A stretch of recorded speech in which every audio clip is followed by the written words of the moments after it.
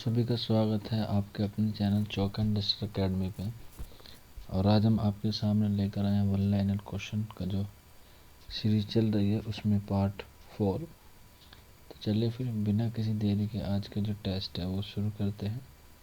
तो पहला सवाल है आपकी स्क्रीन पर।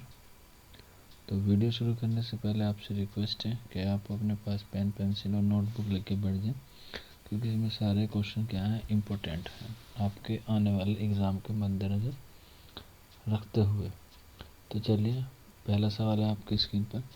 विकट कहानी सबसे पहले किस रिसाले में शाये हुई? तो इसका जो सही आंसर होगा वो होगा कदीम उर्दू। देखिए वन लाइनर क्वेश्चन है, इसमें किसी भी तरह से कोई ऑब्जेक्टिव क्वेश्चन नहीं है। क्वेश्चन होगा उसके साथ सीधा उसका आंसर होगा। चलिए अगले क्वेश्चन की तरफ बढ़ते हैं। विकट कहानी को किसने मुरत्तब किया था? तो इसका जो सही आंसर होगा वो होगा मसूद हुसैन खां और नूरुल हसन हाशमी ने विकट कहानी को मुरत्तब किया था। नेक्स्ट क्वेश्चन की तरफ बढ़ेंगे। विकट कहानी में कितने इनवान हैं? तो इसका जो आंसर होगा विकट कहानी में कितने हैं, वो हैं 13। इसका सही जवाब है कि विकट कहानी में कितने हैं, 13 इसका बिल्कुल दुरुस्त जवाब है। नेक्स्ट क्वेश्चन की तरफ बढ़ेंगे। चकबस्त ने गुलजार नसीम को कब मुरत्तब किया था? चकबस्त ने गुलजार नसीम को कब मुरत्तब किया था? तो इसका आंसर होगा 1905। 1905 में चकबस्त ने गुलजार नसीम को मुरत्तब किया था। नेक्स्ट क्वेश्चन की तरफ बढ़ेंगे। तज़हीक रोज़गार जो कसीदा है, जो रफ़ी सौदा का लिखा हुआ है, तज़हीक रोज़गार कसीदा तज़हीक रोज़गार का दूसरा नाम क्या है? तो इसका जो सही आंसर है वो है दर हिजो असब। इसका बिल्कुल दुरुस्त जवाब है। तज़हीक रोज़गार का दूसरा नाम है दर हिजो असब। नेक्स्ट क्वेश्चन की तरफ बढ़ेंगे।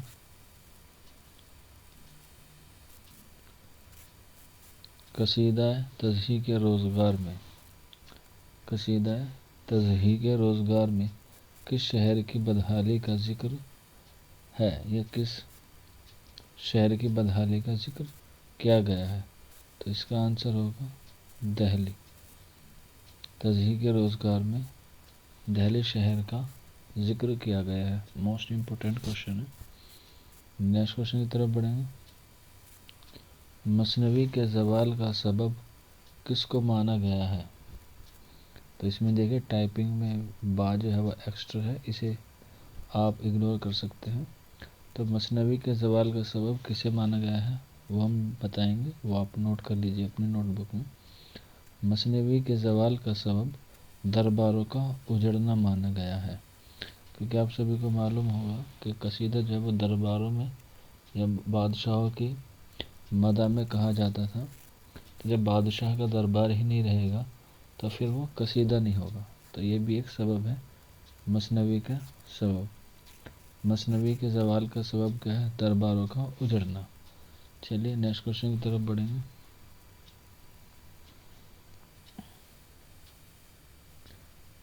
किसने बढ़ती हुई मगरबी ज़िंदगी किसने बढ़ती हुई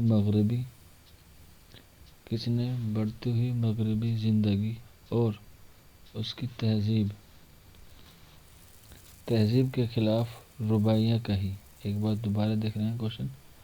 किसने बढ़ती हुई मगरबी ज़िंदगी और उस तहजीब के खिलाफ रुबाइयाँ कही?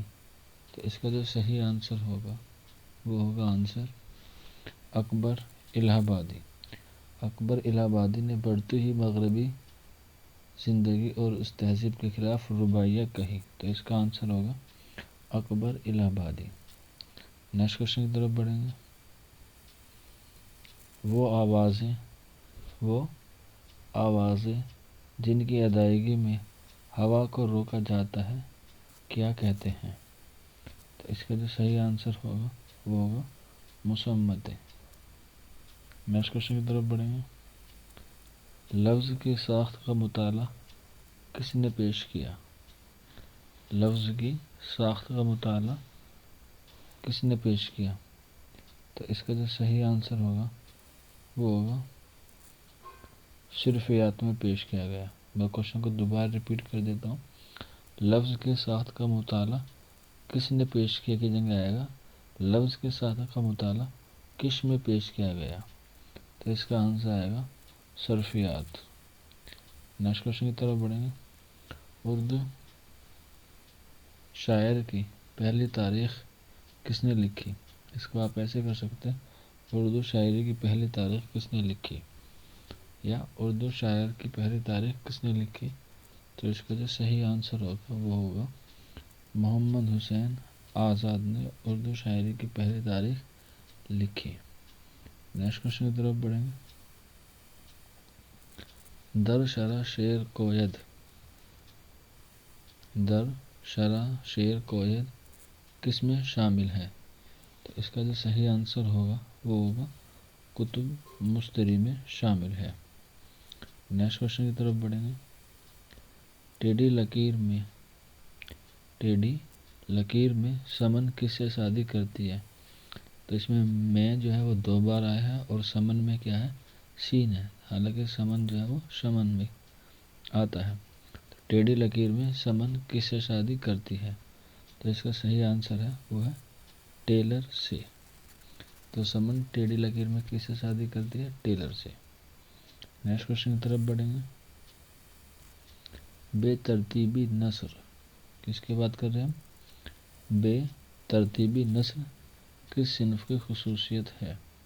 تو اس کا آنسر آپ سبھی کو معلوم ہوگا۔ تو اس کا جو صحیح آنسر ہے وہ ہوگا انشائیہ۔ انشائیہ بے ترتیبی نثر کی خصوصیت ہے، یعنی صنف کی کیا ہے خصوصیت ہے۔ نیکسٹ کوشچن کی طرف بڑھیں گے۔ فضلی نے کربل کتھا کس کے عہد میں لکھی تھی؟ تو اس کا صحیح آنسر ہوگا بہادر شاہ و احمد شاہ، بہادر شاہ اول۔ تو فضلی نے جو کربل کتھا ہے وہ بہادر شاہ اول کے عہد میں لکھی تھی۔ چلیے آگے کوشچن کی طرف بڑھتے ہیں۔ مثنوی قدم راؤ پدم راؤ کس دور میں لکھی گئی؟ مثنوی قدم راؤ پدم راؤ کس دور میں لکھی گئی؟ تو اس کا آنسر آئے گا احمد شاہ بہمنی دور میں لکھی گئی، یعنی کہ احمد شاہ جو بہمنی کا تھا اس کے دور میں لکھی گئی۔ تو مثنوی قدم راؤ پدم راؤ احمد شاہ کے دور میں لکھی گئی۔ نیکسٹ کوشچن کی طرف بڑھیں گے۔ دہلی کالج کا خاتمہ کب ہوا تھا؟ دہلی کالج کا خاتمہ کب ہوا تھا؟ تو اس کا آنسر ہوگا 1877۔ یہ دیکھیے دہلی کالج کا خاتمہ 1877 میں ہوا تھا۔ چلیے نیکسٹ کوشچن کی طرف بڑھیں گے۔ کسی کتاب کے مکمل ہو جانے کے بعد اگر اس میں کسی جزو کا اضافہ کرتے ہیں تو اسے تحقیق کی اصطلاح میں کیا کہا جاتا ہے؟ دیکھیے اصطلاح جو ہے یہاں پہ سواد سے بنے گا، سین سے نہیں ہے، تو ٹائپنگ کی تھوڑی مسٹیک ہے۔ کسی کتاب کے مکمل ہو جانے کے بعد اگر اس میں کسی جزو کا اضافہ کیا جاتا ہے تو اسے تحقیق کی اصطلاح میں تتمیہ کہا جاتا ہے۔ نیکسٹ کوشچن کی طرف بڑھیں گے۔ متن کی قسمیں کون کون سی ہیں؟ آپ کو بتانا ہے متن کی قسمیں کون کون سی ہیں۔ تو متن کی 3 قسمیں ہیں، میں آپ کو بتا دیتا ہوں کون کون سی ہیں۔ ایک ہے اصل متن، ایک املائی متن اور ایک اضافی متن۔ آپ دیکھیں اس میں 2 بار آیا ہے اصل متن، تو آپ ایک بار مان لیجئے کیونکہ ٹائپنگ میں ایرر ہے، تو آپ تھوڑا سا سمجھنے کی کوشش کیجیے کہ اس میں اصل متن ہے، املائی متن ہے اور اضافی متن ہے۔ تو آج کے موک ٹیسٹ میں بس اتنے ہی سوال تھے۔ آپ سے جلد ملاقات ہوگی ایک نئی سیریز میں، ایک نئی طرح کے کوشچن آپ کے سامنے لے کر آئیں گے۔ آپ ہمیں ضرور بتائیے کمنٹ باکس میں کہ آپ کو ہمارے 1 لائنر کوشچن اچھے لگ رہے ہیں آپ کا ہمارے لیے فیڈ بیک دینا بہت ہمارے لیے کارآمد ہوگا۔ تو چلیے آپ سے جلد ہی ملاقات ہوتی ہے نیکسٹ ویڈیو میں، تب تک اپنا خیال رکھیں، اپنی تیاری کرتے رہیے۔